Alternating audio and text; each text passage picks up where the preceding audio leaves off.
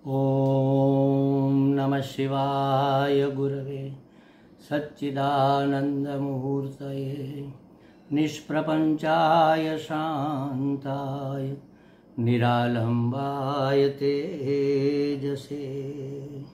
हरि ओम। हरिओम प्रभु जी, आज के इस अध्यात्म परिषद में आप सबका स्वागत है। आज का प्रश्न भावनगर गुजरात से नगीनदास पिठवा जी का है। उन्होंने पूछा है कि सभी कर्म करते हुए आत्मनिरीक्षण माने कि साक्षी भाव का अनुभव कैसे किया जाए। तो देखो प्रभु जी, आपने जो पूछा है वे दोनों बातें बिल्कुल विरुद्ध है। कैसे विरुद्ध है इसकी चर्चा हम करते हैं। जैसे गन्ना और चना दोनों एक साथ खाए नहीं जा सकते, क्योंकि गन्ना चबाकर चूसकर फिर थूक देना होता है और चना चबाकर निगल जाना होता है। अब दोनों साथ में खाएंगे तो न तो निगल सकेंगे न तो उगल सकेंगे। तो इसी तरह आपने जो पूछा कि सभी कर्म करते हुए अगर करना रह गया तो फिर साक्षी भाव कहाँ रहा।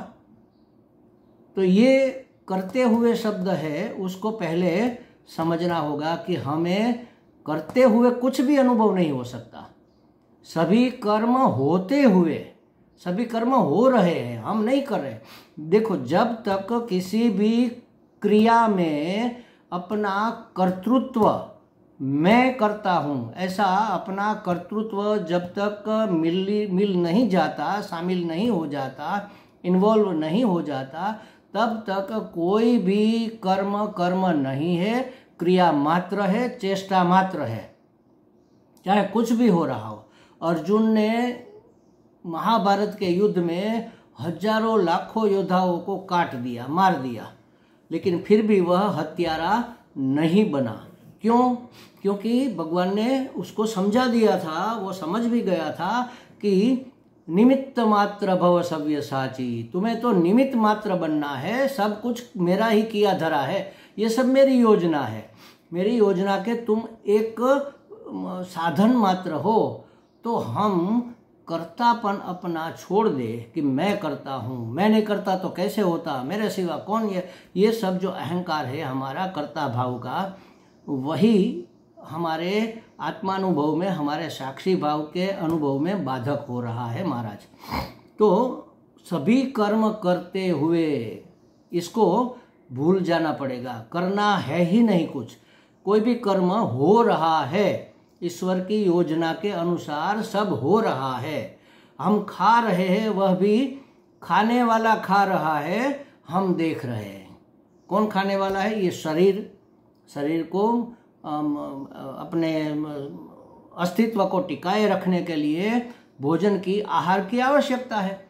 तो प्राण को भूख लगती है और शरीर हाथ रोटी का कोर उठाकर मुंह में डालता है, मुंह चबाता है, पेट पचाता है, जठराग्नि पचाता है, और उसका जो भी लहू, मांस, मज्जा, विटामिन्स जो भी बनने हैं वो अपने आप वितरण हो जाते हैं। ऐसी व्यवस्था भगवान ने की हुई है। तो वहाँ हम कहाँ खाने वाले हैं? खाने वाला तो मुंह है, या तो खाने वाला निवाला है, या तो हाथ है, जो भी है। हमने कहते हैं कि अरे मैंने सुना, सुनने वाले तो हमारे कान हैं। हम तो जानते हैं कि कान सुन रहे हैं। अगर कान बहरे हो गए तो कौन जानेगा? तो हम ही जानेंगे ना कि हमारे कान नहीं सुन पा रहे, हम बहरे हो गए। तो हम कान में अपने आप को तादात्म्य कर लेते हैं, इसलिए कहते हैं कि हम बहरे नहीं होते, कान बहरे हो गए। हमने तो जाना कि कान बहरे हो गए, हमने जाना कि हमारी आंख की रोशनी कम पड़ गई, हम अभी कम देख रहे हैं। ऐसा नहीं है, हम तो देखने वाले को देखते हैं, आंख देखती है, हम उसको देखते हैं। एक केनोपनिषद है, उसमें भगवान ने, ऋषि भगवान ही होते हैं, उन्होंने शुरुआत ही वहाँ से की। केने शीतम पतति प्रेषितम मनः। हे भगवान, शिष्य अपने गुरु भगवान को पूछता है कि किसकी प्रेरणा से यह मन अपने विषयों में छलांग लगाता है, अपने विषयों में गिरता है, जाता है, पहुंचता है, अपने विषयों को ग्रहण करने के लिए दौड़ धूप मचाता है। किसकी प्रेरणा से?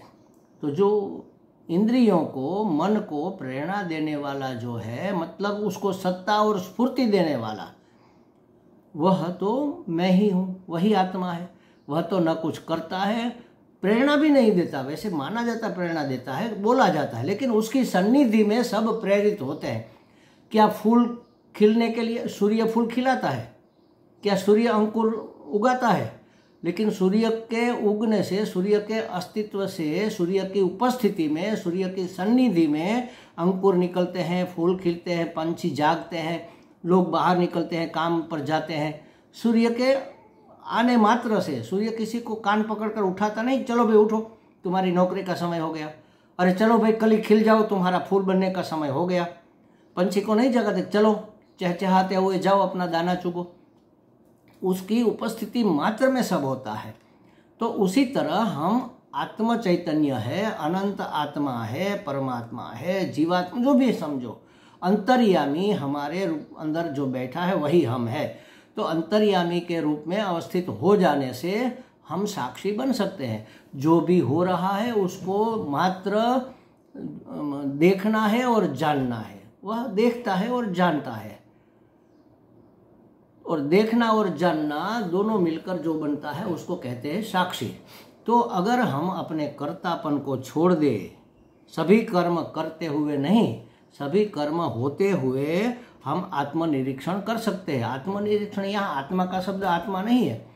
आत्मा का अर्थ यहाँ हमारा देहादि संघात, जिसमें हमने आत्मभाव कर रखा है, वास्तव में है नहीं, तो उसको देख सकते हैं। देखो हाथ मेरा उठ रहा है, देखो पाँव मेरे चल रहा है, देखो नज़र मेरी देख रही है, कान मेरे सुन रहे हैं और मैं जानता हूँ।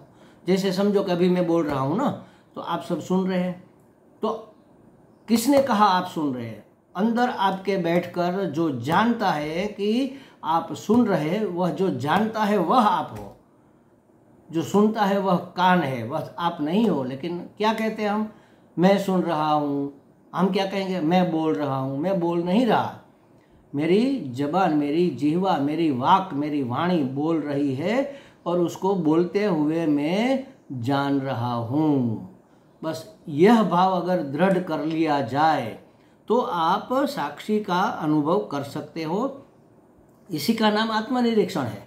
हमारे शरीर संघात, संघात माने सब मिला जुला, देह, इंद्रियां माने ज्ञानेंद्रिया और कर्मेंद्रिया दोनों, और मन, बुद्धि, चित्त, अहंकार, अंतःकरण, इन सब को मिलाकर ये स्थूल शरीर, सूक्ष्म शरीर, और इस स्थूल शरीर के ऊपर और अंदर रही हुई सभी इंद्रियां और प्राण, इन सब को मिलाकर एक संघात, एक समूह, एक घन बनता है। उस देहादि संघात को हमें निरीक्षण करना है कि कैसा कैसा प्रपंच हो रहा है, भीतर बाहर, अंदर भी प्रपंच हो रहा है, बाहर भी हो रहा है। बस उसको देखते रहो, मात्र देखते रहो। इसी का नाम है साक्षी भाव।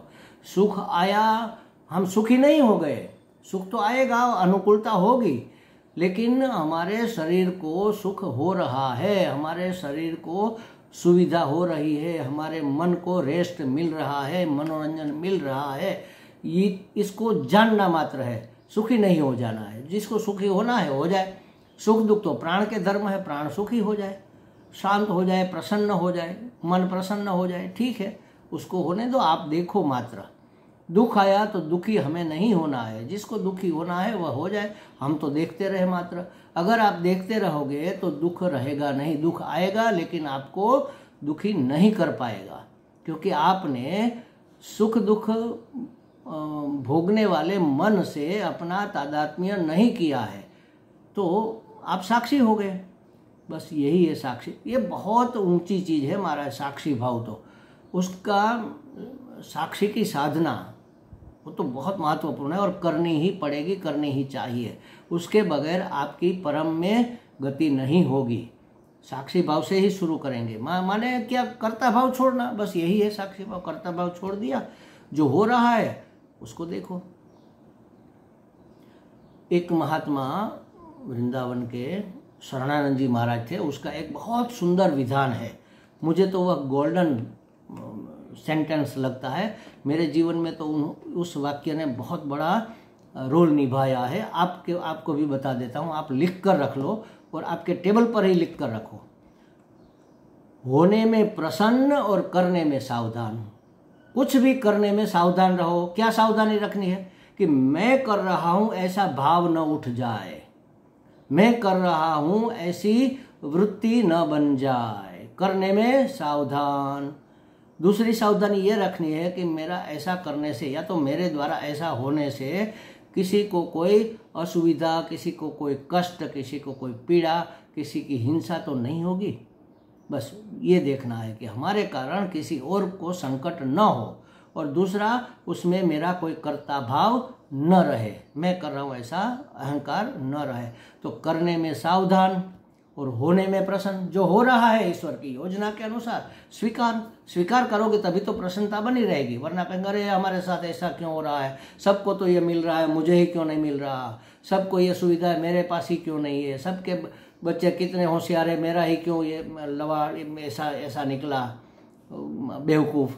तो ये सब हम जो प्रयत्न कर रहे हैं करते रहे, वो तो करना ही पड़ेगा, अपना रोल निभाना पड़ेगा। माता पिता के रूप में, दादा दादी के रूप में आपको जो रोल मिला है वो रोल, उस रोल को निभाओ, उस भूमिका को निभाओ अच्छे से।